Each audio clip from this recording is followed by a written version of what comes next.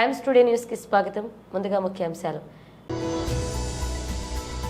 కేటీఆర్ సమక్షంలో రాజేంద్రనగర్ నియోజకవర్గ కాంగ్రెస్ నుండి బీఆర్ఎస్ లోకి చేరికల కార్యక్రమం. మహారాష్ట్రలోని రూజూరా గ్రామంలో ముఖ్యమంత్రి రేవంత్ రెడ్డి బహిరంగ సభ.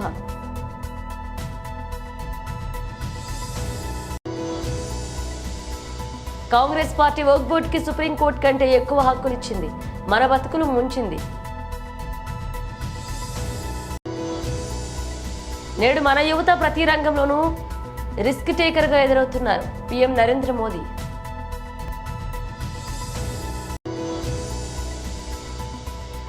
నేను మహారాష్ట్ర వచ్చింది ఓట్లు అడిగేందుకు కాదు పవన్ కళ్యాణ్. కేటీఆర్ సమక్షంలో రాజేంద్రనగర్ నియోజకవర్గ కాంగ్రెస్ నుండి బీఆర్ఎస్ లోకి చేరికల కార్యక్రమం కొనసాగింది. రాష్ట్రంలో జరుగుతున్న అన్ని పరిణామాలు తెలుసు. రోజు పేపర్లలో టీవీలలో ఏం జరుగుతూ ఉంది, ఏమేమి అవుతున్నాయి, ఇవన్నీ కూడా మీకు తెలుసు. మీకు ఒక విషయం మాత్రం నేను ప్రత్యేకంగా గుర్తు చేయదలుచుకున్నాను. తెలంగాణ రాష్ట్రం ఏర్పడ్డ నాడు సరిగ్గా 11 సంవత్సరాల కిందట హైదరాబాద్ మహానగరంలో ముఖ్యంగా రాజేంద్రనగర్ కానీ లేదా రంగారెడ్డి జిల్లాలోని వివిధ నియోజకవర్గాల్లో కానీ కొన్ని అనుమానాలు ఉండేది.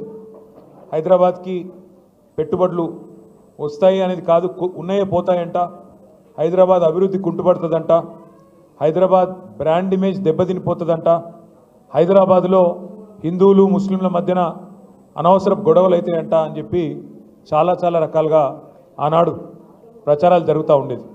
చాలామంది మర్చిపోయినట్టు కూడా ఉన్నారు, ఎందుకంటే అవన్నీ పాత ముచ్చట్లు కాబట్టి మర్చిపోయినట్టున్నారు.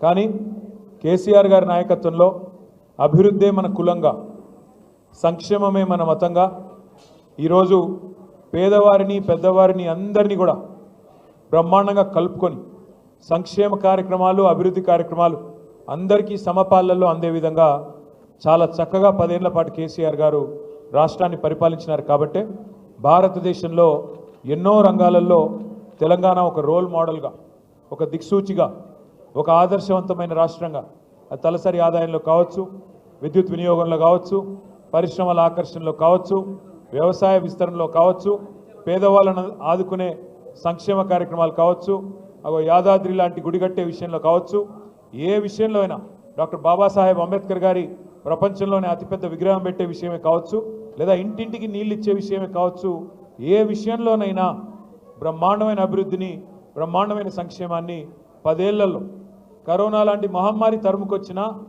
పేదలను కడుపులో పెట్టుకొని చూసుకుంటూ ఎక్కడా సంక్షేమం ఆగకుండా చూసుకున్నారు. కాబట్టి కేసీఆర్ గారిని మీరు రాజేంద్రనగర్ నియోజకవర్గంలో కూడా మనస్ఫూర్తిగా ఆశీర్వదించి ఆనాటి మన అభ్యర్థిని మీరు అఖండమైన మెజారిటీతో గెలిపించారు.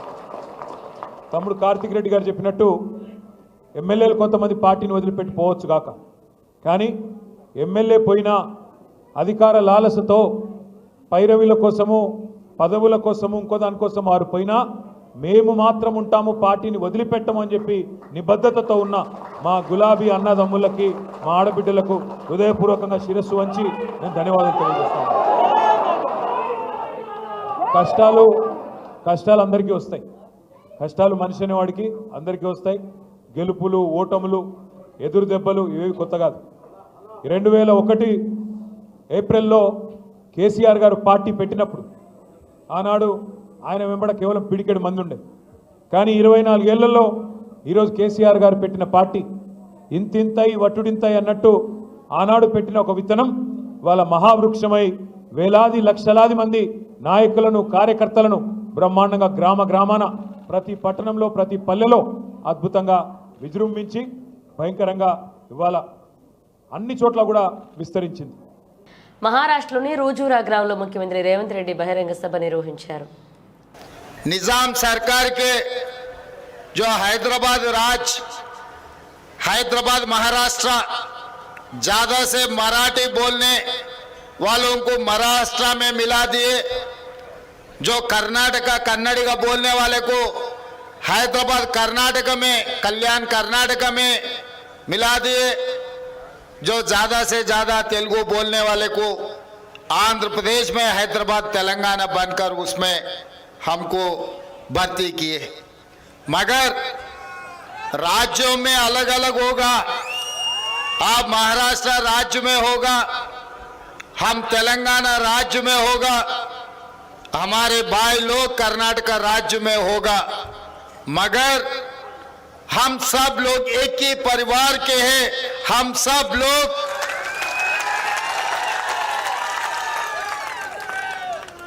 अच्छे बुरे में हम लोग सब मिलजुल कर रहना जरूरी है।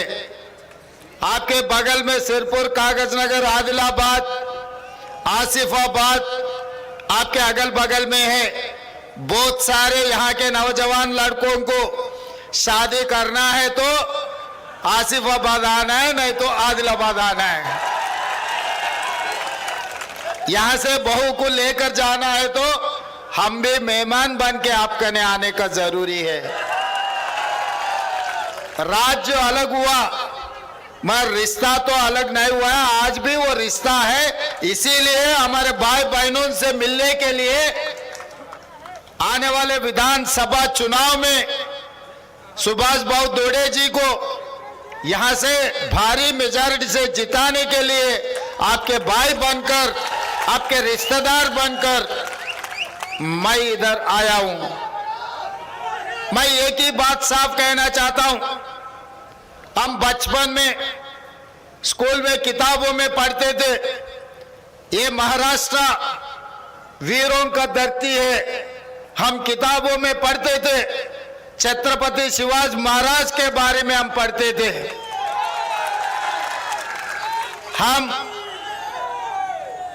हम किताबों में पढ़ते थे डॉक्टर बाबा साहेब अम्बेडकर के बारे में। संविधान ने जिस देश को दिया हुआ है, ये धरती का पुत्र है।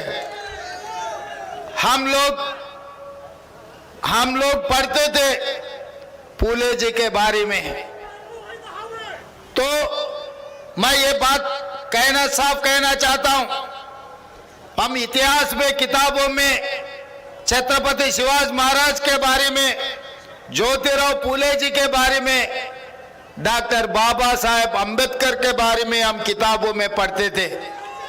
उसके बाद हम कॉलेज में आने के बाद हम युवा होकर राजनीति के बारे में चर्चा करते हुए समय पर बाला साहेब ठाकरे के बारे में, शरद पवार के बारे में हम सुनते थे। కాంగ్రెస్ పార్టీ వర్క్ బోర్డుకి సుప్రీంకోర్టు కంటే ఎక్కువ హక్కులు ఇచ్చింది, మన బతుకులు ముంచింది. ప్రజాస్వామ్యంలా ఒక సెక్యులర్ దేశంలా అన్నిట్లా ఉత్తమైంది సుప్రీంకోర్టు. అన్నీ కూడా చట్టం కిందనే ఉంటాయి, అన్నీ కూడా సుప్రీంకోర్టు కిందనే ఉంటాయి.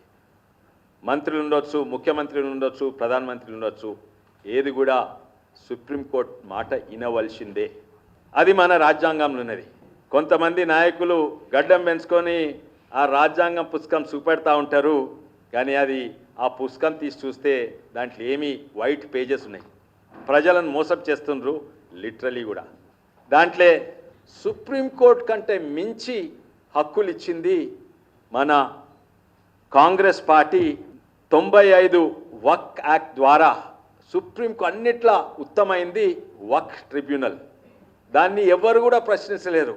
వాళ్ళు వచ్చి నాకు ఈ భూమి నాదంటే సుప్రీంకోర్టుకో, హైకోర్టుకో, ఏ కోర్టుకో వాళ్ళకంటే ఉత్తమమైంది ఈ 95 వక్ యాక్ట్ ప్రకారంగా, సెక్షన్ 40 ప్రకారంగా వక్ ట్రిబ్యునల్.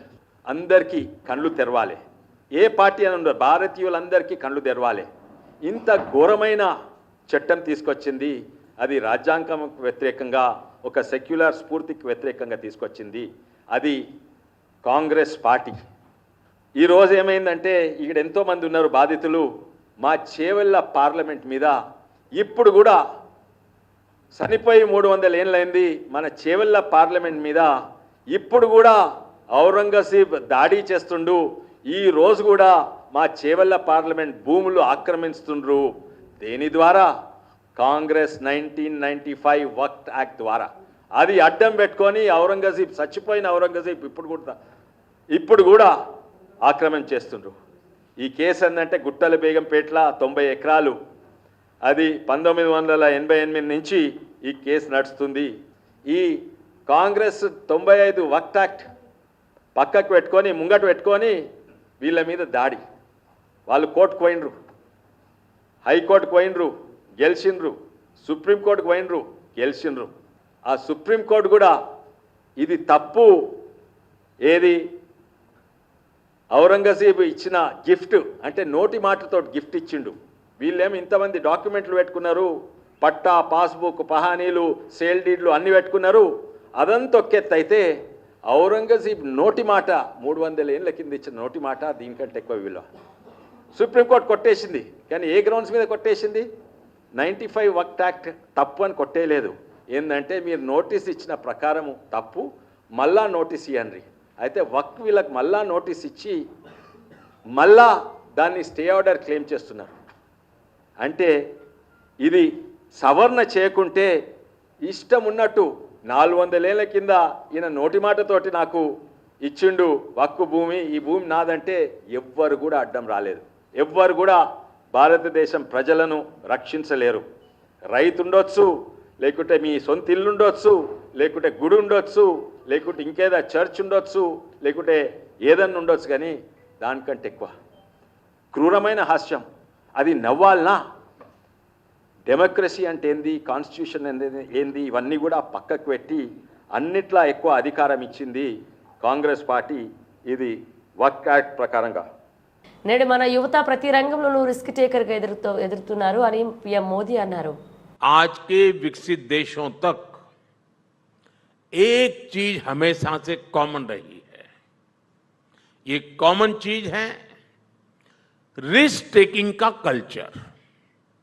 एक समय था जब हमारा देश पूरे विश्व के कॉमर्स और कल्चर का हॉटस्पॉट था. हमारे मर्चेंट्स और सेलर्स एक तरफ साउथ ईस्ट एशिया के साथ काम कर रहे थे, तो दूसरी ओर अरब, अफ्रीका और रोमन एम्पायर से भी उनका गहरा नाता जुड़ता था. उस समय के लोगों ने रिस्क लिया और इसलिए भारत के प्रोडक्ट्स और सर्विसेज सागर के दूसरे छोर तक पहुंच पाए. आजादी के बाद हमें रिस्क टेकिंग के इस कल्चर को और आगे बढ़ाना था. लेकिन आजादी के बाद की सरकारों ने तब के नागरिकों को वो हौसला ही नहीं दिया. इसका परिणाम यह हुआ कि कई पीढ़ियां एक कदम आगे बढ़ाने और 2 कदम पीछे खींचने में ही गुजर गई. अब बीते 10 सालों में देश में जो परिवर्तन आए हैं, उन्होंने भारत के नागरिकों में रिस्क टेकिंग कल्चर को फिर से नई ऊर्जा दी है. आज हमारा युवा हर क्षेत्र में रिस्क टेकर बनकर उभर रहा है. कभी एक कंपनी शुरू करना रिस्क माना जाता था. 10 साल पहले तक मुश्किल से किसी स्टार्टअप का नाम सुनते थे. आज देश में रजिस्टर्ड स्टार्टअप की संख्या 1.25 लाख से ज्यादा हो गई है. एक जमाना था कि खेलों में और खेलों को प्रोफेशन के रूप में अपनाने में भी रिस्क था. लेकिन आज हमारे छोटे शहरों के नौजवान भी ये रिस्क उठाकर दुनिया में देश का नाम रोशन कर रहे हैं. ఉపాధి హామీ బిల్లులు చెల్లిస్తూ కార్మికులకు అండగా ఉంటున్న కూటమి ప్రభుత్వం గౌడ కార్పొరేషన్ చైర్మన్ వీరంకి గురుమూర్తి మీడియా సమావేశం నిర్వహించారు. అందరికీ నమస్కారం. నిన్ననే కూటమి ప్రభుత్వం ఏదైతే 2014-19 మధ్యన మహాత్మా గాంధీ జాతీయ గ్రామీణ ఉపాధి హామీ పథకంలో పనులు చేసిన వారికి రావాల్సినటువంటి పెండింగ్ బకాయిలు ఏవైతే ఉన్నాయో 21% కానీ 6% కానీ, అదేవిధంగా వైసీపీ ప్రభుత్వం వచ్చిన తర్వాత మరి ఏదైతే అడ్డగోలు జీవో 350 ఇచ్చి 7,782 పనులకు మరి విజిలెన్స్ చేసినటువంటి దానికి సంబంధించి జీవో నెంబర్ 646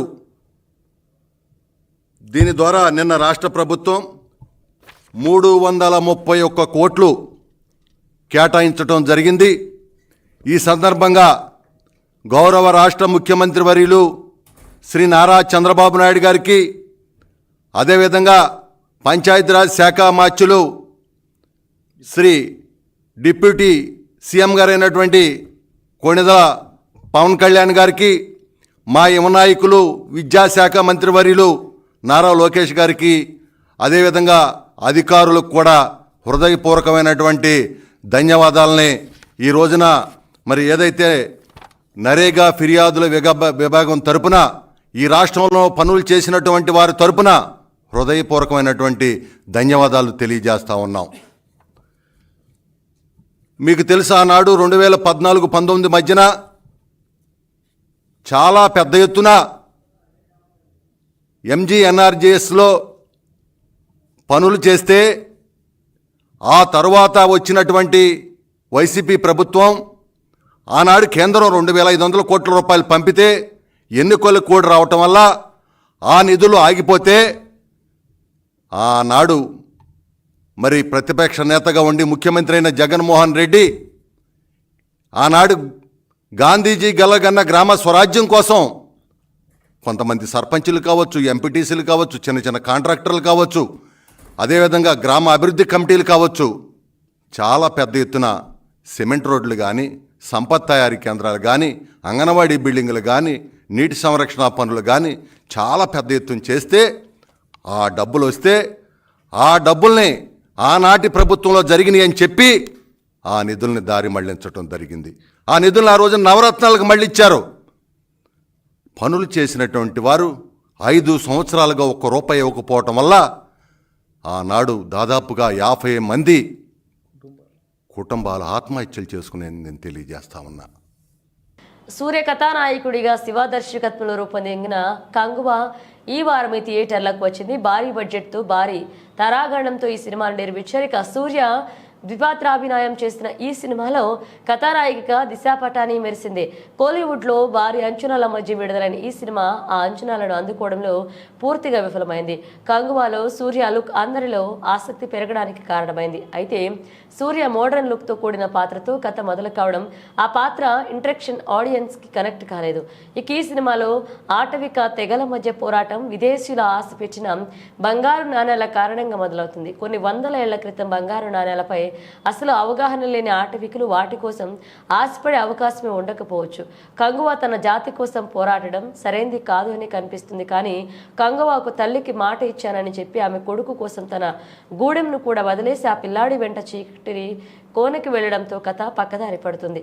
ఇక కంగువ ఒక తెగకి నాయకుడు, తిరుగులేని యుద్ధవీరుడు. కానీ ఆ గూడెం వాళ్ళెవరు ఆయన మాటను వినిపించుకోరు. ఆయనకి తగులుతాయనే స్పృహ కూడా లేకుండా రాళ్లు విసరడం అందుకు ఒక ఉదాహరణ. ఆ పాత్ర ఔన్నత్వం దెబ్బతినడం ఇక్కడ తెలుస్తుంది. ఇక ప్రధానమైన పాత్రలు కూడా పునర్జన్మను పొందడం అన్నింటికి మించిన highlight. AP deputy CM Pawan Kalyan, ఆరోగ్య శాఖ మంత్రి సత్యకుమార్ నేడు మహారాష్ట్రలో ఎన్డీఏ అభ్యర్థుల తరపున ఎన్నికల ప్రచారంలో పాల్గొన్నారు. మహారాష్ట్రలోని డెగ్లూరులో జరిగిన ఎన్నికల సభలో పవన్ కళ్యాణ్ మరాఠీలో ప్రసంగించి అందరినీ ఆశ్చర్యానికి గురిచేశారు. దీనికి సంబంధించిన వీడియో సామాజిక మాధ్యమాల్లో సందడి చేస్తున్నాయి. జై భవానీ, జై శివాజీ, జై మహారాష్ట్ర అంటూ ప్రసంగం ప్రారంభించారు. తాను మరాఠీలో ప్రసంగిస్తారని, ఏవైనా తప్పులు ఉంటే క్షమించాలని కోరారు. ఇది ఛత్రపతి శివాజీ పరిపాలనించిన భూమి, ఇది ఆయన నడిచిన నేల, ఇంతటి వీరత్వం కలిగిన గడ్డ మహారాష్ట్ర. మరాఠా ప్రజలందరికీ నా హృదయపూర్వక నమస్కారాలు అంటూ ఆయన ప్రసంగాన్ని కొనసాగించారు.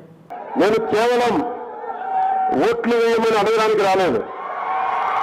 ఎందరో మహనీయులు పుట్టిన ఈ మహారాష్ట్ర నేలపై నాకున్న గౌరవాన్ని తెలుపడానికి వచ్చాను. ఛత్రపతి శివాజీ పుట్టిన నేల, మన హక్కుల కోసం పోరాడటం నేర్పిన నేల, అలాంటి నేలపై నాకున్న గౌరవాన్ని తెలపడానికి వచ్చాను. స్వరాజ్యం అనే పదానికి అర్థం తెలిపిన గొప్ప నేలపై నాకున్న గౌరవాన్ని తెలియజేయడానికి వచ్చాను.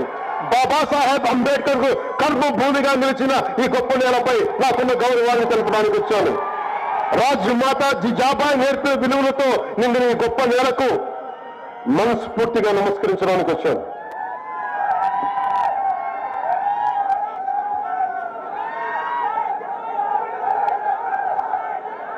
నాకు బాలాసాహెబ్ ఠాక్రే గారిని ఆయన జీవించి ఉండగా నాకు కలిసే అవకాశం రాలేదు. కానీ అన్యాయాలను అక్రమాలను ఎదిరించడంలో ఆయన నాకు బలమైన స్ఫూర్తి. సనాతన ధర్మాన్ని ఏమాత్రం భయపడకుండా పరిరక్షించడంలో బాలాసాహెబ్ ఠాక్రే గారు నాకు స్ఫూర్తి. జనసేన 7 సిద్ధాంతాల్లో ఒకటైన ప్రాంతీయతను విస్మరించిన జాతీయవాదం అనే సిద్ధాంతానికి బాలాసాహెబ్ ఠాక్రే గారి స్ఫూర్తి. అలాంటి బాలాసాహెబ్ ఠాక్రే గారికి నా వందనాలు. ఏ విషయాన్నైనా ధైర్యంగా చెప్పడం, బాలాసాహెబ్ గారి దగ్గర నుంచి నేర్చుకోవాల్సింది ఏ విషయాన్నైనా ధైర్యంగా చెప్పడం, నిర్మోహమాటంగా నిక్కచ్చిగా ఉండడం, అధికారంతో సంబంధం లేకుండా మన సిద్ధాంతాలకు బలంగా కట్టుబడి ఉండటం బాలాసాహెబ్ ఠాక్రే గారి నుంచి నేర్చుకున్నాం.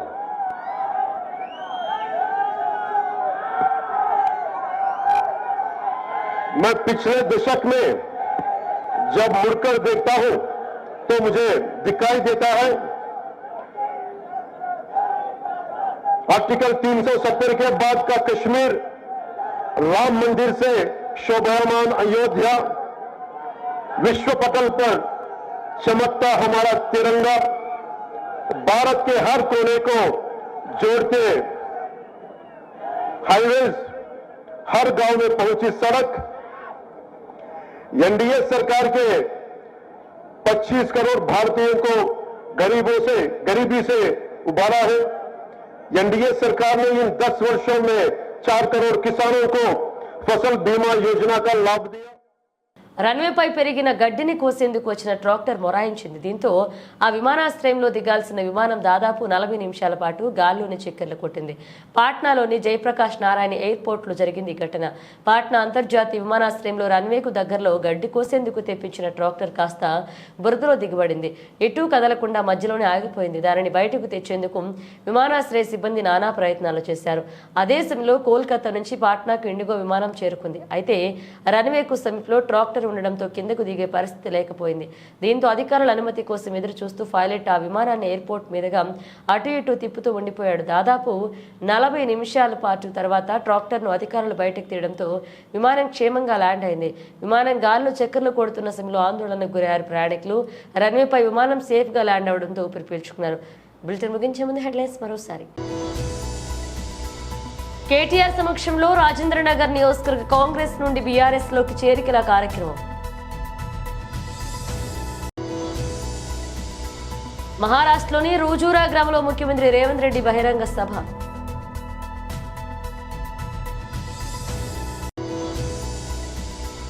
కాంగ్రెస్ పార్టీ వక్ఫ్ బోర్డుకి సుప్రీంకోర్టు కంటే ఎక్కువ హక్కులిచ్చింది, మన బతుకులు ముంచింది. నేడు మన యువత ప్రతి రంగంలోనూ రిస్క్ టేకర్గా ఎదురవుతున్నారు పీఎం నరేంద్ర మోదీ.